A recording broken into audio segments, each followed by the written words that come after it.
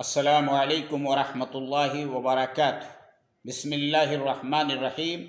الحمد للہ رب العالمین، والصلاة والسلام علی سید الانبیاء والمرسلین، نبینا محمد وعلی آلہ وصحبہ ومن تبعہم بإحسان الی یوم الدین، اما بعد۔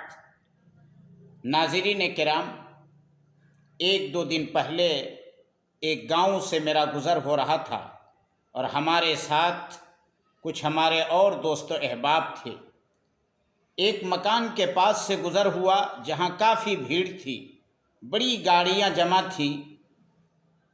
میرے ایک ساتھی نے بتایا کہ آپ جو یہاں بھیڑ دیکھ رہے ہیں، یہاں کسی کے انتقال کی وجہ سے یہ بھیڑ جمع نہیں ہے، یا وہاں کسی عقیقے کا پروگرام نہیں ہے، نہ کسی دعوت کا پروگرام ہے، بلکہ یہاں جھاڑ پھونک کا کام ہوتا ہے، اور جو جھاڑ پھونک کرتا ہے وہ غیر مسلم ہے۔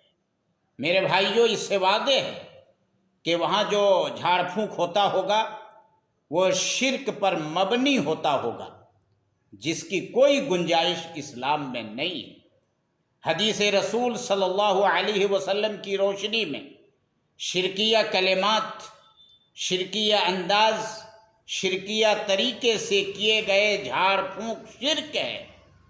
جو وہاں جاتا ہے وہ بھی شرک کرتا ہے، جو اس طریقے سے جھاڑ پھونک کرتا ہے وہ بھی شرک کرتا ہے، اور شرک بہت بڑا گناہ ہے۔ اللہ تبارک و تعالی نے فرمایا ان الشرک لظلم عظیم، شرک ایک بہت بڑا ظلم ہے۔ میرے بھائیوں، اور اللہ رب العالمین نے دوسری جگہ فرمایا کہ اللہ تبارک و تعالی شرک کو کبھی معاف نہیں کرے گا۔ لیکن اگر جھاڑ پھونک ہی کروانا ہے تو شرکیہ کلمات پر مشتمل نہ ہو تو اس کی اجازت ہے۔ خود رسول اکرم صلی اللہ علیہ وسلم نے نظر بد اور زہریلے جانوروں کے کاٹنے پر دم کی اجازت اور رخصت دی ہے۔ آج لوگ کتاب و سنت کے جانکار علماء سے رجوع کرنے اور جھاڑ پھونک کرانے کی بجائے ایسے لوگوں سے کراتے ہیں جو شرک و بدعت کراتے ہیں، اور ان کا پورا سسٹم شرک پر مشتمل ہوتا ہے۔ جب ہم مسلمان ہیں اور ہمیں سورہ فاتحہ کا علم ہے، ہمیں سورہ فاتحہ یاد ہے، ہم پاک صاف رہتے ہیں، نمازوں کی پابندی کرتے ہیں، تو پھر ہم سورہ فاتحہ کے ذریعے سے نظر بد یا کسی بھی طریقے کا جھاڑ پھونک کرنا اور کرانا ہے تو کیوں نہیں ہم سورہ فاتحہ کے ذریعے سے علاج کرتے۔ میرے بھائیوں، سورہ فاتحہ سورۃ الشفا ہے، شفا کی صورت ہے۔ امام دارمی نے ابو سعید خدری رضی اللہ عنہ سے روایت کی ہے کہ رسول اکرم صلی اللہ علیہ وسلم نے فرمایا فی فاتحۃ الکتاب شفاء من کل داء، یعنی سورہ فاتحہ میں اللہ تبارک و تعالی نے ہر بیماری کے لیے شفا رکھی ہے۔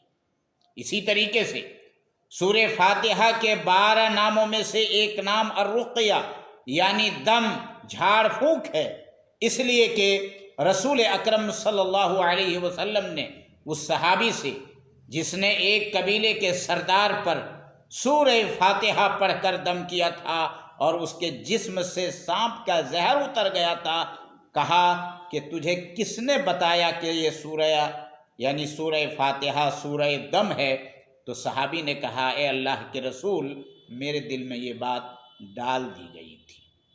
واقعے کی تفصیل صحیح بخاری، صحیح مسلم اور دیگر کتب احادیث میں موجود ہے۔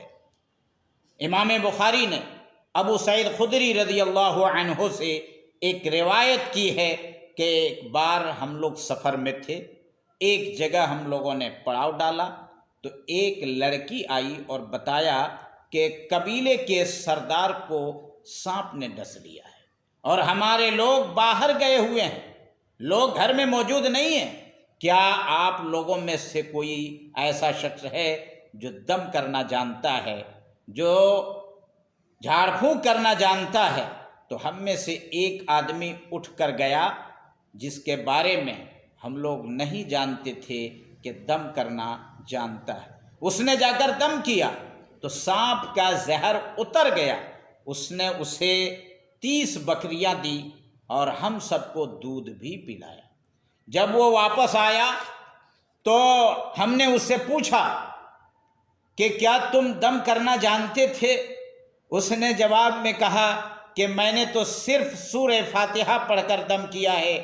ہم نے کہا کہ بکریوں کے معاملے کو ایسے ہی رہنے دو یہاں تک کہ ہم رسول اکرم صلی اللہ علیہ وسلم سے پوچھ لیں۔ جب ہم مدینہ آئے اور آپ صلی اللہ علیہ وسلم سے پوچھا تو آپ نے فرمایا کہ اسے کیسے معلوم ہوا کہ سورہ فاتحہ سورہ دم ہے؟ تو صحابی نے کہا اے اللہ کے رسول، میرے دل میں یہ بات ڈال دی گئی تھی۔ نبی کریم صلی اللہ علیہ وسلم نے بکریوں کے بارے میں فرمایا کہ آپس میں تقسیم کرتے وقت میرا بھی حصہ رکھنا۔ پتہ چلا کہ ان بکریوں کو کھانا، ان کا گوشت کھانا اور ان کو اپنے استعمال میں لانا جائز قرار پایا۔ مسلم کی بعض روایتوں میں ہے کہ دم کرنے والا کوئی اور نہیں، وہ حضرت ابو سعید خدری رضی اللہ عنہ ہی تھے۔ میرے بھائیوں، سورہ فاتحہ سورہ شفا ہے۔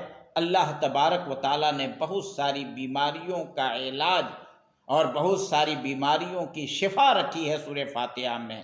ہم کہاں جاتے ہیں؟ غیر مسلموں کے پاس یا مسلمانوں میں سے ایسے اشخاص کے پاس جو شرکیہ کلمات کے ذریعے سے علاج کرتے ہیں۔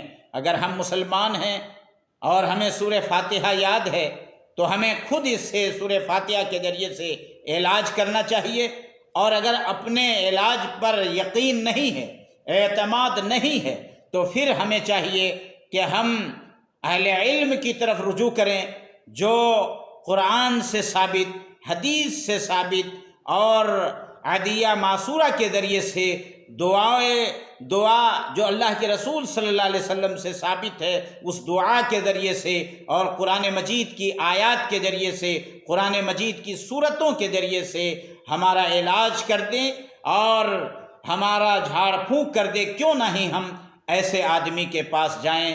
اللہ تبارک و تعالی ہم مسلمانوں کو شرکیہ اعمال سے بچائے، اللہ تبارک و تعالی شرک و بدعت کے کام کو انجام دینے سے بچائے، اس لیے کہ شرک بہت بڑا گناہ ہے، اللہ تبارک و تعالی کبھی معاف نہیں فرمائے گا۔